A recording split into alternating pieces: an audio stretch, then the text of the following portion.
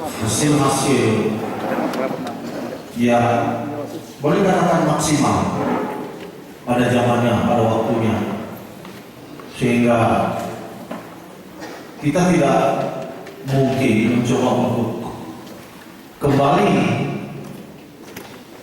ke belakang, menelusuri ruang dan waktu dan mengubah keadaan itu supaya kita tidak seperti itu lagi sekarang.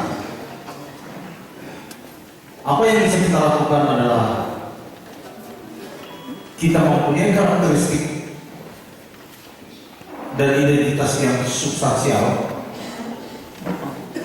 yang memang sudah menjadi ciri-ciri khas dari kita sebagai gereja, namun kita tidak tertutup kepada semua perubahan-perubahan yang terjadi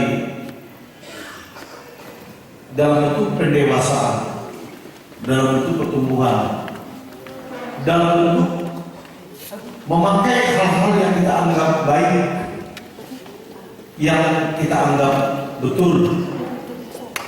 Karena ada yang baik tetapi tidak betul, tapi ada yang betul belum tentu baik.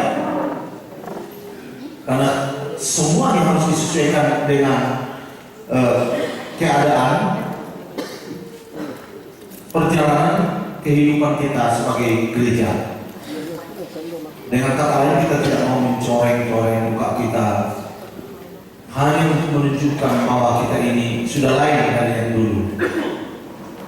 Kita sudah lain dari yang dulu, tetapi itu didasarkan pada pertumbuhan tadi. Saya sekarang, saya yang muda, saya masih cakap, saya masih jelek, saya masih anak-anak, dan saya masih dependen, dan saya masih balik sampai akhir balik dewasa dan kembali kepada kematangan. Oleh karena itu saya melihat bahwa ada hal-hal yang harus kita pikirkan untuk kita bisa meneruskan perjalanan ini dengan baik, dan bersama-sama kita pikirkan tanpa mencoba memaksa-maksakan satu keadaan yang kita anggap baik untuk kita alami sendiri. Kita mengulang-ulang mengalami semua seperti yang kita kadang-kadang ingin kembali kepada 20 tahun yang lalu, atau mungkin ingin melompat 20 tahun kemudian, atau kita ingin menyatakan bahwa diri kita ingin seperti begini sekarang. Tetapi mana kita coba mengerti bahwa kita adalah sosok gereja yang terus berjalan, terus berkembang, dan terus bertumbuh dengan segala macam perubahan-perubahan, dengan segala macam konsekuensi logis dari semua keputusan-keputusan yang kita lakukan, baik sebagai pendeta maupun sebagai hamba Tuhan, bahkan sebagai anggota sinode dalam sebagai kita untuk menentukan jalannya gereja kita ini.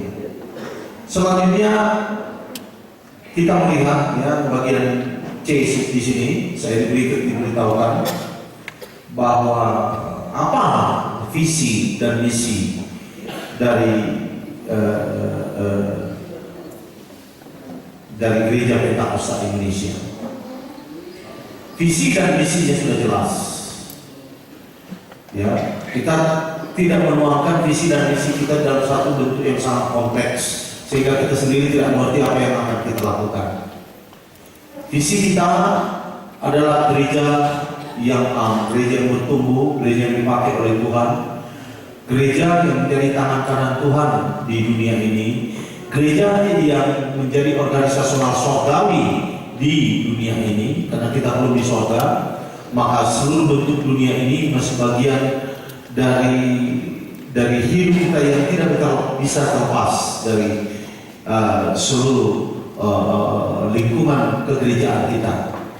Hanya saja tentu di dalam menentukan visi ini kita tentu punya hitung-hitungan.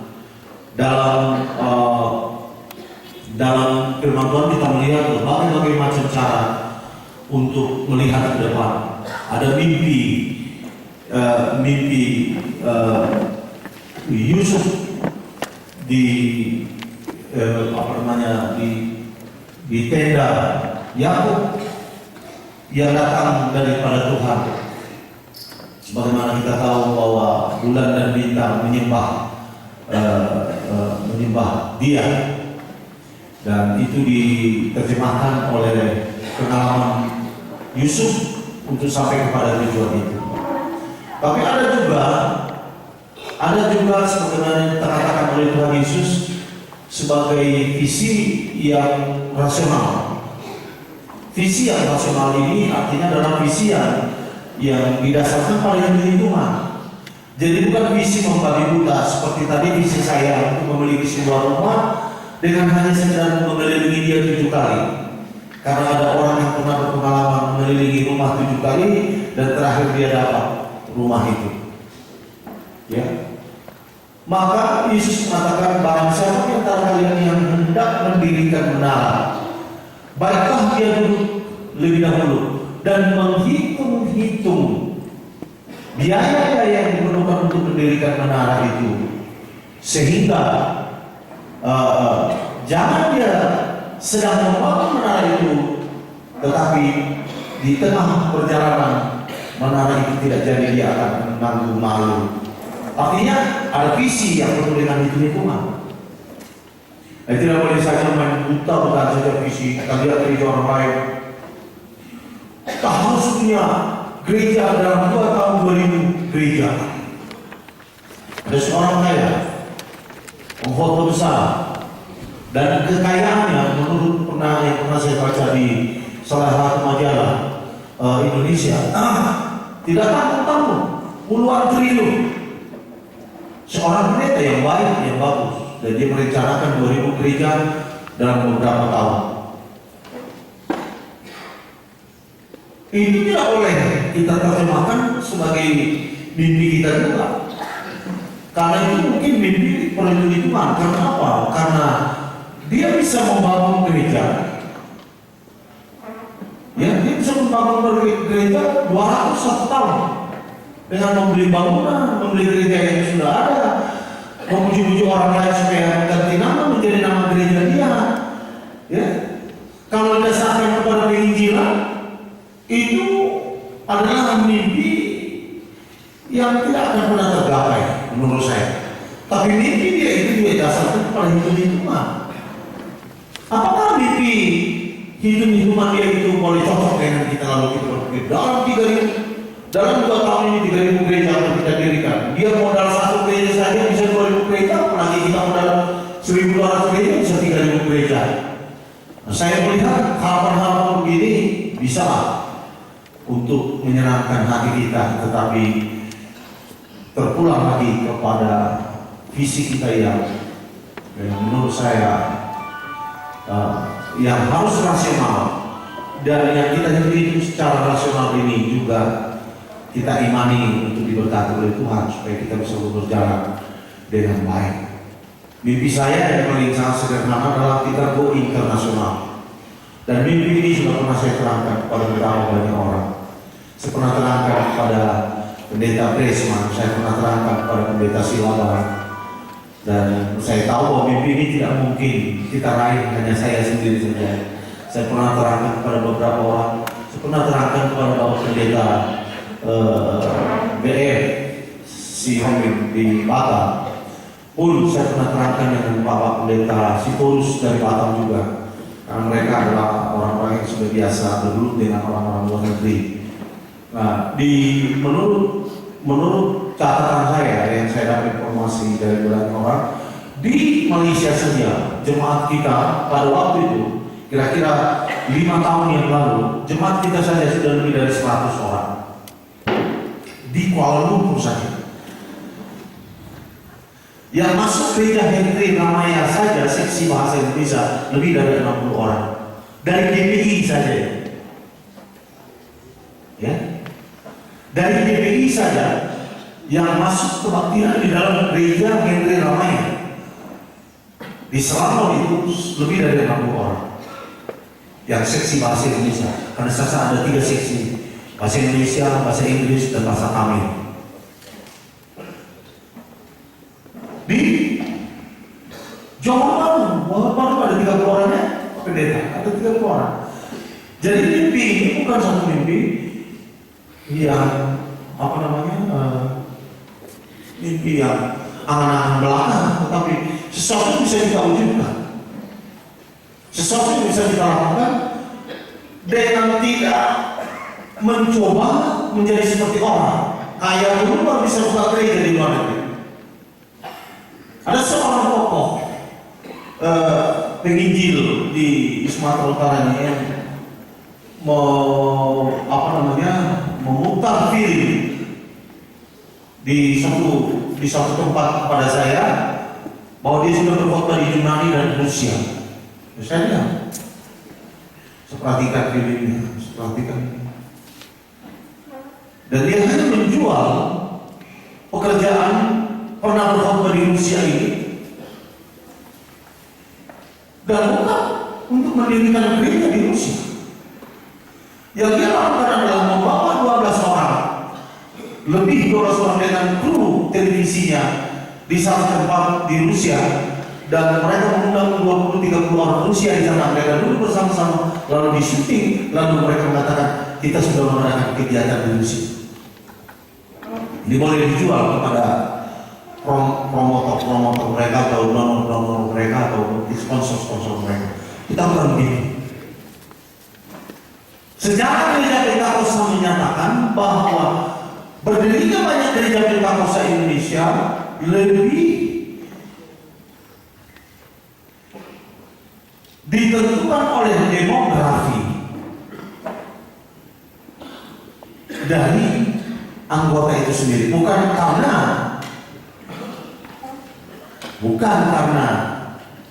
geografi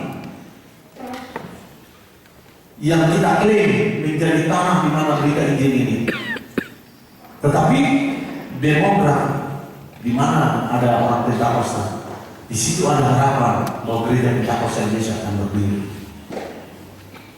Di Los Angeles ada 8 orang jemaat Tuhan di sana.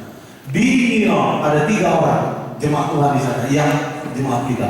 Saya tidak melihat ini jemaat yang tersesat di negeri orang dan tersesat di gereja orang, tapi saya melihat ini satu potensi yang luar biasa. Cuma mungkin kalau bukan waktu saya, waktu saudara yang lebih mungkin akan mewujudkan ini.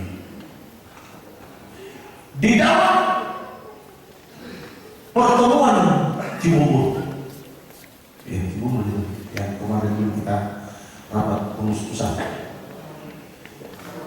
Cisarua. Di situ saya mengatakan bagaimana sebenarnya sebelum periode kita berakhir. Periode kita berakhir tahun berapa? 16 ya? 12-16. Maka beberapa provinsi, kalau bukan semua provinsi yang 33 itu sudah ada gereja Pentakosta. Dan saya melihat bahwa itu belum bisa diwujudkan. Mungkin sedikit lebih lambat untuk bisa lebih cepat, atau mungkin ada sesuatu yang masih ditunggu oleh kita dan menunggu ridho dari Tuhan, atau barangkali memang itu belum bergerak apa-apa untuk melanjutkan visi ini dengan baik. Saya mengatakan kumpulkan dana, lalu buat riset berapa sewa dari bangunan di tiap kota provinsi di Indonesia. Katakanlah di Manado, berapa sewa bangunan di sana? Ruko 10 juta, 20 juta setahun. Dan kalau itu 10 juta, kita sewa 2 tahun, 20 juta. Kumpulkan sponsor-sponsor donatur, berikan kontrak itu bangunan, dirikan itu menjadi pusat kegiatan Pentakosta. Jangan dikatakan gereja. Demikian di Papua, Bapak Pendeta Simare sudah berjanji untuk melakukan hal yang sama di Toraja dan di Sulawesi Selatan. Kita mungkin bisa melakukannya di daerah Sumatera, ya. Supaya semua provinsi daerah daerah kita ini sampai ke Kalimantan, Sulawesi ada dengan cara yang demikian. Karena kita tidak akan lagi tergantung sepenuhnya kepada demografi tadi. Peta di mana ada orang peta kosta. Paling sedikit kita mempunyai cara yang lain di samping cara yang sudah ada, yaitu bagaimana kalau kita pergi ke front, kita pergi ke perbatasan dan mencoba untuk berjuang di sana. Kita pernah coba lakukan, tetapi karena sifatnya tidak sentralistik dan beberapa gagal di Nusa Tenggara, NTB, kita tidak melihat keberhasilan yang penuh. Juga di pulau apa itu, dekat Bali, Lombok juga tidak berhasil, dan NTB pun tidak berhasil. Sudah kita coba, Bapak Pendeta Desman ini mengirim uang hampir 2 juta sebulan supaya dia bisa menginjil dengan bagus di sana. Apa yang dia lakukan adalah mengelilingi masjid 7 kali. Tiap hari 7 kali. Terakhir ketika berapa kali dia mengelilingi ini 7 kali satu hari, ditangkaplah dia di situ, dia ada di kampung itu. Karena ini udah natas surat dari mana kali ini masuk Jericho, dungi maksudnya runtuh mah. Keadaan sudah berbeda, tidak sama dengan kita. Pernahkah saudara tahu di Jalan Pendeta Evangelis yang Semulia, kalau ada anaknya mati waktu dibaptis, itu mereka melihat pribadi nasihat itu sudah mati. Mulai dibaptis mana? Ala Nasrani, apa yang mati di sini? Mulai mah itu kata nasihat itu sudah 25 dibaptis ya saya sini mati. Sonari lagi semuanya, terlangsung ke polisi. Lagi disuruh dia dulu, nak rasanya. Karena itu perbuatan kriminal, menghilangkan nyawa orang sengaja atau tidak, sengaja tetap kriminal. Ibadah simulasi potongan, molo pemilik nama saya itu nak tadi. Molo tinggi mata potongan, tidak ada masalah. Molo mata potongan, kalau saya tak mati. Kami Tuhan Yesus tidak bebas. Ada masalah pertama, kalau ada cara itu begitu semua. Hukum di mana kita berada sekarang sudah berbeda sangat jauh. Molo kita di Indonesia masih tak sendiri. Masuk ada lebih 3 menit. Akhirnya muncul di manusia kita pakai di diong kami. Tidak ada masalah. Ada yang terakhir, saya hari pas baru dia isi bola bikin barang masuk ke mana juga gasar. Angkong mau sebelum menanam tahan. Tak paksa hukum doang bagasan. Waktu di mana demikian. Jangan di mana kuliah. Karena itu orang persiapan orang. Angkong orang juli. Alani hukum dan pola masalah apa siapa kuat. Ada yang menamai alani hukum sudah berbeda. Iman saya makin lemah. Diperlukan hikmah, diperlukan teknik, diperlukan proses yang baik, penyesuaian diri dengan semua pendukung visi kita, apakah itu hukum, apakah itu uang, apakah itu human resource, apakah itu natural resources, apa saja, sumber alamnya, sumber manusia, sumber apa saja, harus ada satu kesinambungan.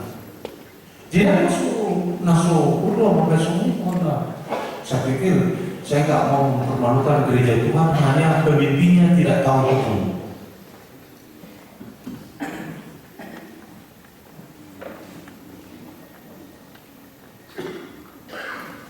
Ya. Jadi tolong melakukan visi gereja seperti yang kita miliki sekarang bukan berarti sesuatu yang sangat sulit kita lakukan, tetapi paling sedikit ada koordinasi yang pas dari semua koordinat-koordinat yang sudah ada, sehingga semua bisa dihubungkan dengan baik dan tidak ada satupun dari sumber-sumber kita itu yang terbengkalai. Ya, belum ada. Tapi saya yang punya ide, karena masalah visi gereja ini tidak boleh diberikan kepada satu orang saja. Tapi saya melihat bahwa itu visi yang terungkapkan. Visi yang tidak terungkapkan adalah, if you are in the right track, you will be arrived in the right station. Jika engkau berada di track rel yang benar, engkau akan tiba kepada stasiun yang benar. Jadi itu bukan masalah visi, masalah how you manage your life on the way to your goal. Bagaimana engkau memanage dirimu itu di sepanjang jalanmu menuju goal, sudah pasti sampai. Saya pernah berbicara dengan Bapak Ketua Almarhum. Saya katakan, ayah ada cita-cita mau ke Pentakosta. Jawabannya apa? Dah. Ada baru ada orang Amerika, taraman sana keluar, visi, kurang visi. Kurang visi, oke visi. Di usuku macam ada visi, dua visi loh. Pernah tadi domino matematika. Dan sampai tahun 40 sebelum dia kawin, 1 tahun sebelum dia kawin, dia pernah berpikir bahwa tidak mungkin ada gereja yang didirikannya sendiri kecuali gereja Pinsaker yang oleh karena izin di Belanda menjadi satu-satunya resort yang diakui oleh pemerintah penjajah Belanda pada waktu itu. Jadi tidak pernah terpikir dalam dirinya untuk menciptakan gereja Pentakosta Indonesia. Semua dimulai dari stok yang kecil. Kita menuju gereja Pentakosta Tapanuli. Nanti lihat di sana mau kita Tapanuli, tetapi berkembang lagi menjadi gereja Pentakosta Sumatera Utara.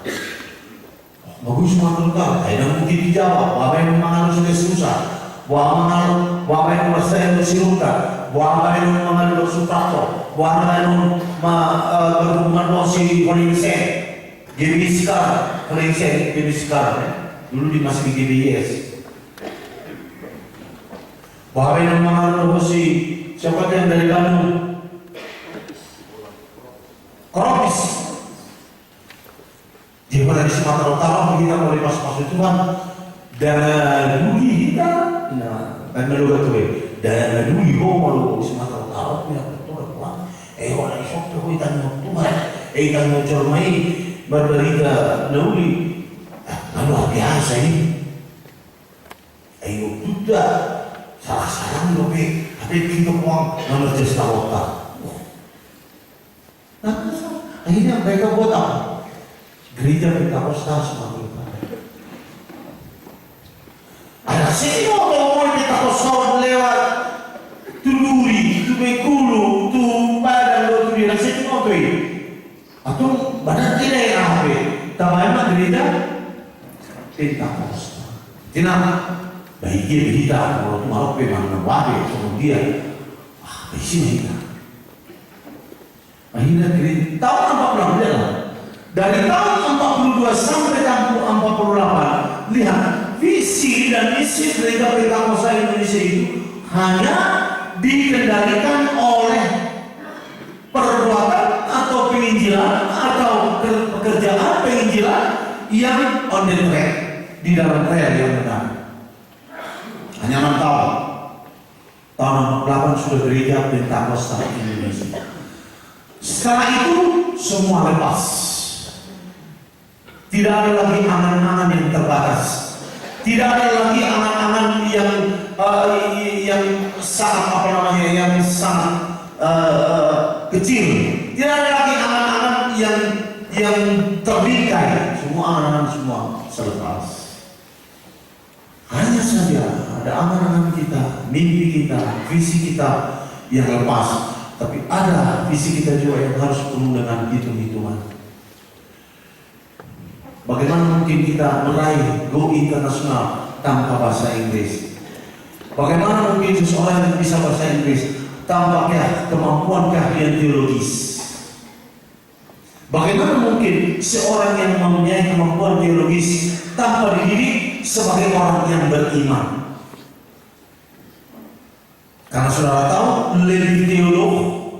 lebih teologis pemikiran saudara, lebih jauh jarak saudara dari iman saudara kepada Tuhan. Karena lebih dekat rasional saudara kepada Tuhan. Di Jerman sekarang banyak sekali teolog yang ateis, ahli teologi, tetapi ateis tidak percaya kepada Tuhan. Karena bagi dia teologi itu hanya ilmu, dan ilmu itu boleh diajarkan. Dia pendeta di universitas mengajar teologi. Yesus itu datang. Ketika kami ke Yerusalem, ke Israel, ada supir kami yang mengerti semua cerita tentang Yesus Kristus yang berbangsa Palestina. Ada guide kami juga yang berbangsa Palestina, lupa saya namanya, tapi dia beragama Islam. Dia tidak percaya kepada Yesus, tapi fasih sekali menerangkan tentang Yesus. Nah, saya tidak melihat bahwa seorang teolog yang akan mengemban tugas ini.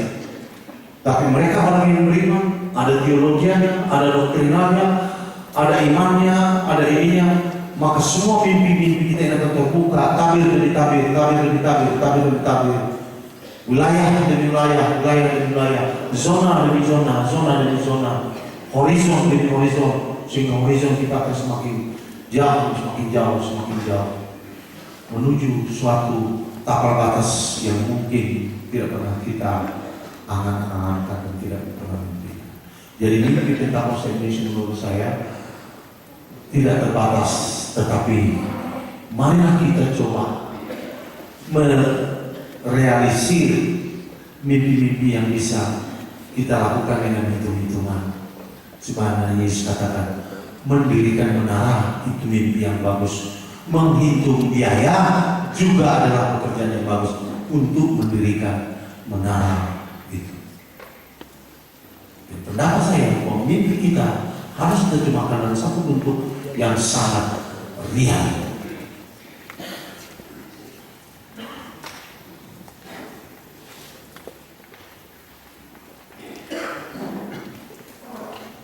Bagaimana karakteristik visi misi kita ini? Saya beritahu kepada saudara, tetap saja di dalam kesederhanaan. Karakteristik kesederhanaan, karakteristik low profile, karakteristik rendah hati, tidak di wilayah inferiority dan superiority, bukan di wilayah antara inferioritas dan superioritas, tetapi di wilayah rendah hati untuk melakukan tugas-tugas kegerejaan kita dengan baik.